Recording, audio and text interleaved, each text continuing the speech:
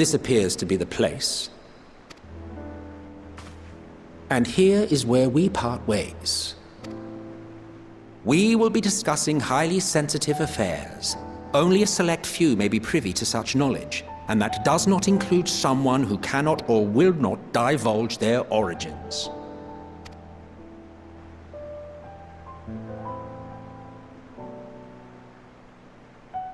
What? Will I have to remove you by force?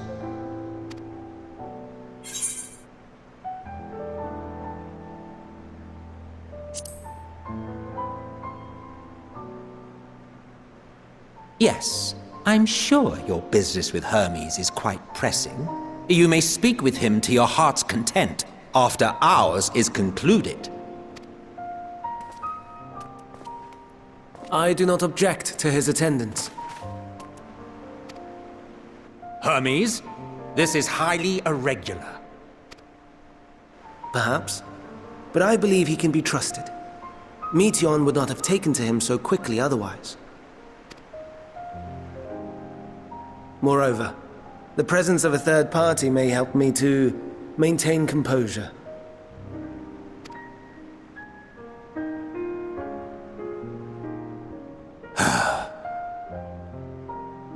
As you wish, then. Behave yourself, do you hear?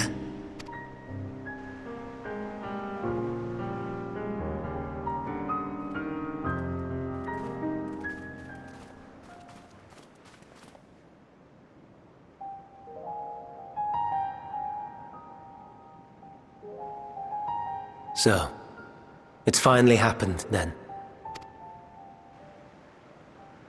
Aye. Van Daniels declared his intention to step down, and named you as his preferred successor.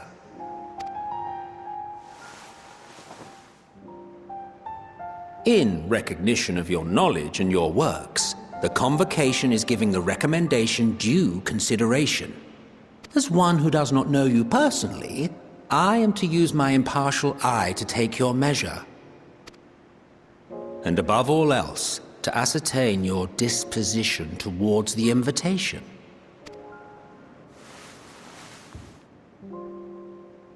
I understand that you and Van Daniel are close. He himself was once chief overseer of Elpis after all. I should not be surprised if you knew before anyone else that he wished to relinquish his office. I did. He told me that when he fulfilled his purpose, he wished to pass the torch to me. A torch you seem none too pleased to accept.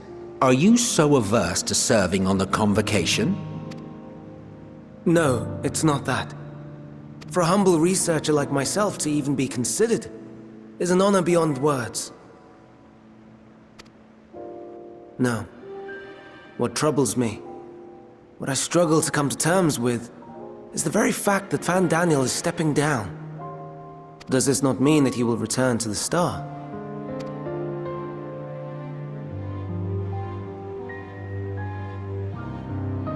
Of his own volition, yes, like so many others have before him.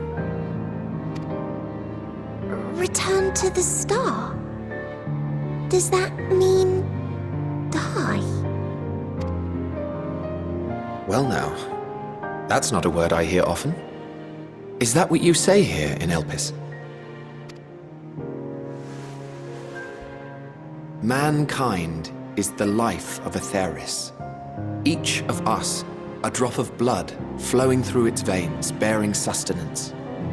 In our finite time upon it, 'tis our duty to make it a better place, that all who call it home, now and in future, may abide in happiness. To that end, we have dedicated ourselves to the pursuit of enlightened creation. And by our efforts did we transform this once untamed wilderness into the peaceful paradise you enjoy today. To return to the Star whence we came is a privilege afforded to we who have so loved and nurtured it. A choice embraced by those who have lived their lives to the fullest, in service to our world. And when they depart upon this journey, It is beautiful. Always. The 14 are no exception. 'Tis believed no occasion is more felicitous than the fulfillment of one's duty. Our office becomes our lives, and to retire is to return, or so the majority of us hold. Some few have elected to eschew custom.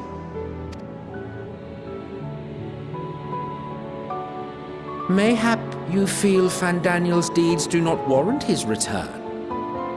Yet you should know his accomplishments as well as any. During his time, he conceived of countless outstanding concepts. And channeling the wealth of experience he attained here in Elpis, he brought forth many new specimens. I know of all this. I do. It's just, I cannot fathom why someone so great and wise, who could still do so much good, would want to end it all.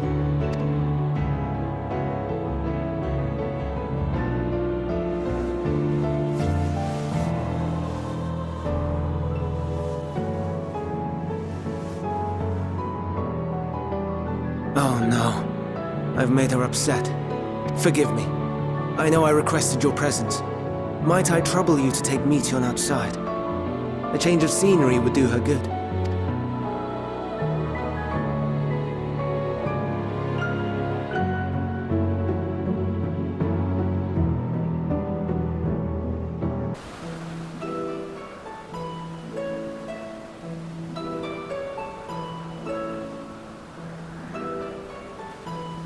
Amazing, is it not? The Ampelos, one of our newest subjects.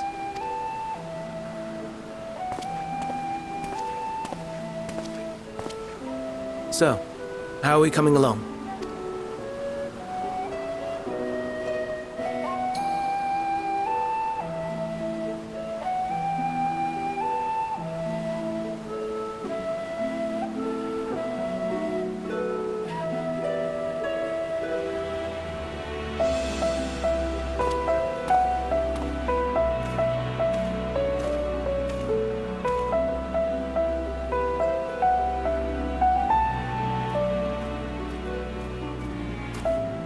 This place is Elpis. Those flowers. Elpis. Entelekis. Like me.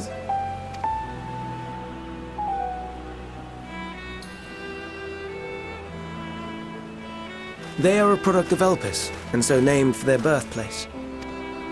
A happy accident, born of the hands of a former researcher who loved beautiful blossoms. Unique for how they change color, to reflect the emotional state of those nearby. Though be it here or elsewhere, they are seldom seen in any hue save purest white. Reflect the emotional state, you say? By what means do they achieve this? In creation, there exists an energy wholly apart from ether, one driven by emotions. In like manner to how we manipulate ether, this flower is subject to the influence of said energy.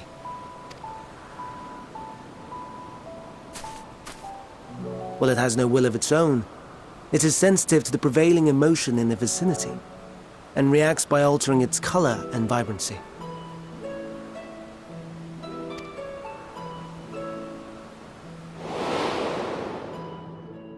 Akasha? It is one of the unseen energies defined by Harnish alchemical theory. Though a gross oversimplification, some describe it as an essence influenced by feeling.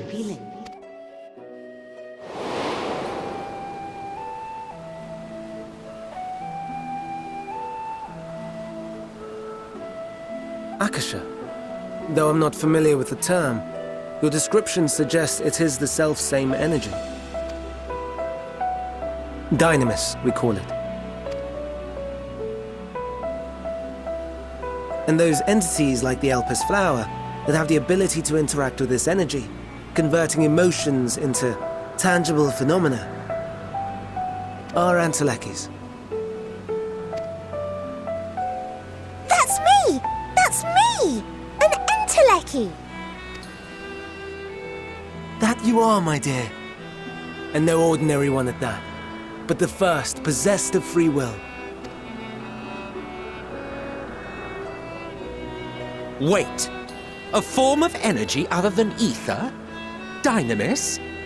I've never heard of such a thing. Hardly surprising. Dynamis cannot be seen, much less felt.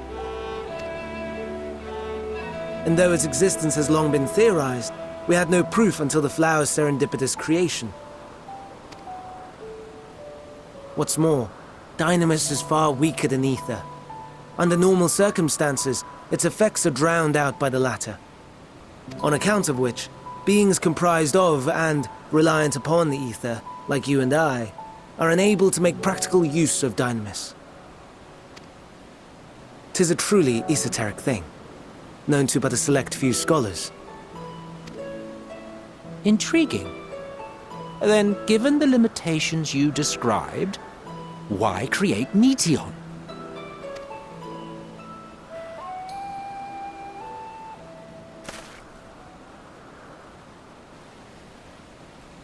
Our star, Aetheris, is especially rich in ether, so much so that its name is derived from it.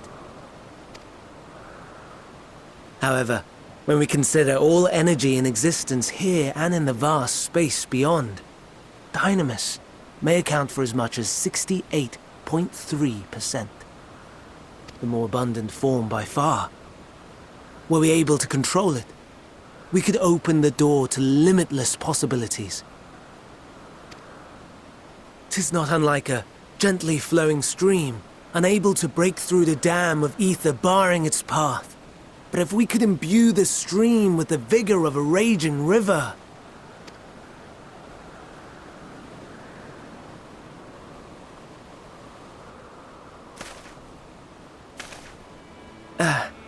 Not that I have such grand ambitions.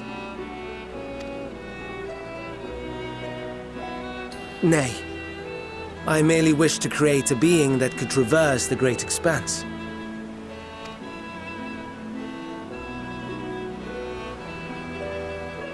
The relative scarcity of ether beyond the bounds of this star was a concern. And so, I looked to another source of energy by necessity.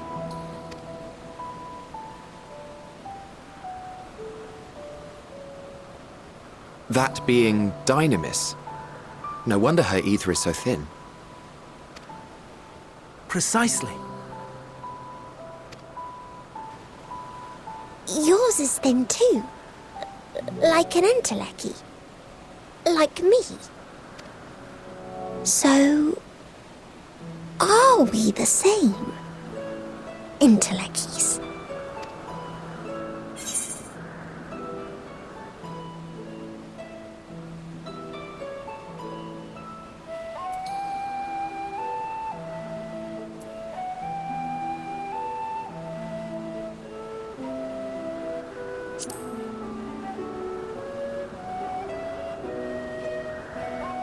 I think not. Your nature remains a mystery, but ere I reinforced you, you appeared to be little more than a common familiar, and a faded one at that. A deficit of ether alone does not an entelechy make. It would, however, make it easier for you to interact with Dynamis.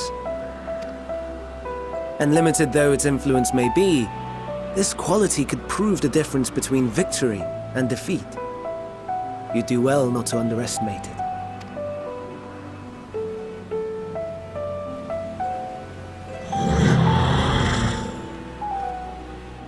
Oh dear. I'd forgotten about the poor fella. You must excuse me a moment while I go and verify a few more things.